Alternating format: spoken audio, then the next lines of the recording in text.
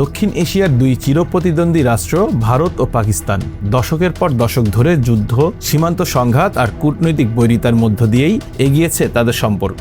কিন্তু ভূরাজনীতির দাবার বোর্ডে এখন যেন বদলে যাচ্ছে হিসেব। যে পাকিস্তানকে একসময় আন্তর্জাতিক অঙ্গনে কোণঠাসা মনে করা হতো, সেই পাকিস্তানই এখন হোয়াইট হাউসের নতুন আস্থাভাজন। আর এই পরিবর্তনের কেন্দ্রে রয়েছেন মার্কিন প্রেসিডেন্ট ডোনাল্ড ট্রাম্প।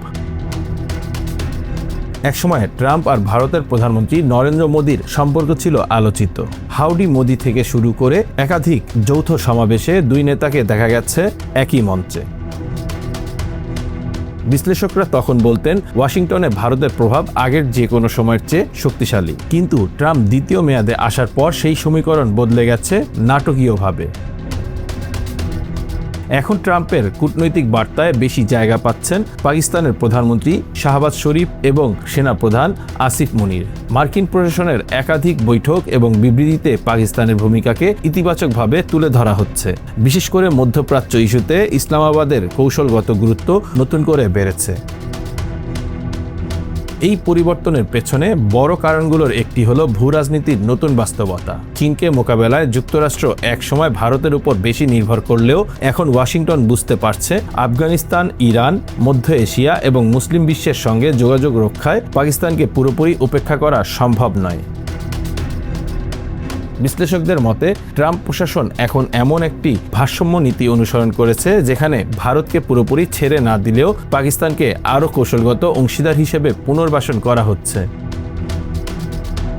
এই বাস্তবতা ভারতের জন্য অস্বস্তিকর, কারণ গত এক দশকে নয়াদিল্লি আন্তর্জাতিক অঙ্গনে নিজেদের এমনভাবে উপস্থাপন করেছিল যেন দক্ষিণ এশিয়ায় তারাই যুক্তরাষ্ট্রের একমাত্র নির্ভরযোগ্য মিত্র। কিন্তু এখন সেই অবস্থানে চ্যালেঞ্জ তৈরি হয়েছে। কাশ্মীরের পাহেলগামে পর্যটক হত্যার ঘটনাকে ঘিরে গত বছরের সংঘাত পরিস্থিতিও এই দূরত্ব বাড়িয়ে দেয়। ভারত পাকিস্তান সীমান্তে উত্তেজনা যখন তুঙ্গে, তখন যুদ্ধবিরতির কৃতিত্ব নিয়ে শুরু হয় কূটনৈতিক দ্বন্দ্ব। ইসলামাবাদ প্রকাশ্যে ট্রাম্পকে ধন্যবাদ জানালেও ভারত সেই ভূমিকা অস্বীকার করে। এরপর থেকেই দুই দেশের সঙ্গে ট্রাম্প প্রশাসনের আচরণে পার্থক্য চোখে পড়তে শুরু করে। ভারতের উপর শুল্ক চাপানো, বাণিজ্যিক চাপ বাড়ানো এবং কূটনৈতিক দূরত্ব তৈরি, সব মিলিয়ে নয়াদিল্লি বুঝতে পারে পরিস্থিতি বদলাচ্ছে। অন্যদিকে পাকিস্তান পেতে শুরু করে নতুন সুবিধা, আন্তর্জাতিক অর্থনৈতিক আলোচনায় ছাড়, নিরাপত্তা সংলাপে গুরুত্ব এবং মধ্যপ্রাচ্য ইস্যুতে সক্রিয় ভূমিকা। সব মিলিয়ে ইসলামাবাদের অবস্থান শক্ত হতে থাকে। তবে সবচেয়ে গুরুত্বপূর্ণ বিষয় হলো এই পরিবর্তনের পর ভারত নিজের কৌশলও বদলাতে শুরু করেছে। উপরে উপরে কঠোর অবস্থান বজায় রাখলেও ভেতরে ভেতরে পাকিস্তানের সঙ্গে যোগাযোগ বাড়ানোর চেষ্টা চলছে বলে দাবি করছেন একাধিক বিশ্লেষক। ভারতের প্রভাবশালী সংগঠন রাষ্ট্রীয় স্বয়ংসেবক সংঘ বা RSS এর নেতারাও সম্প্রতি পাকিস্তানের সঙ্গে সংলাপের দরজা পুরোপুরি বন্ধ না করার ইঙ্গিত দিয়েছেন। সাবেক সামরিক কর্মকর্তারাও বলছেন জনগণের মধ্যে সম্পর্ক বাড়লে রাষ্ট্রের সম্পর্ক সহজ হয়।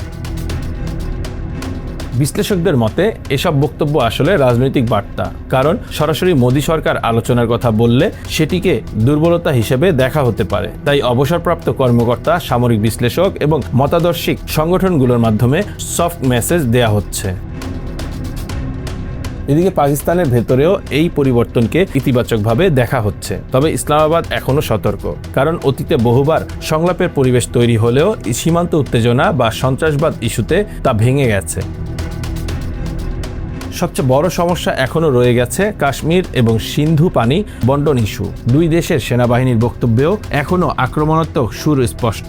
ভারতীয় সেনাপ্রধান কঠোর হুঁশিয়ারি দিচ্ছেন, আবার পাকিস্তানের ISPR পাল্টা জবাব দিচ্ছে তীব্র ভাষায়। অর্থাৎ প্রকাশ্যে বৈরিতা, ভেতরে যোগাযোগ, এই দুই বাস্তবতা এখন একই সঙ্গে চলছে। ভূরাজনীতি বিশ্লেষকরা বলছেন দক্ষিণ এশিয়ার ভবিষ্যৎ এখন অনেকটাই নির্ভর করছে ওয়াশিংটনের অবস্থানের উপর। যদি যুক্তরাষ্ট্র পাকিস্তানের দিকে আরও ঝুঁকে যায়, তবে ভারতকে নতুন বাস্তবতায় নিজেদের কৌশল বদলাতেই হবে।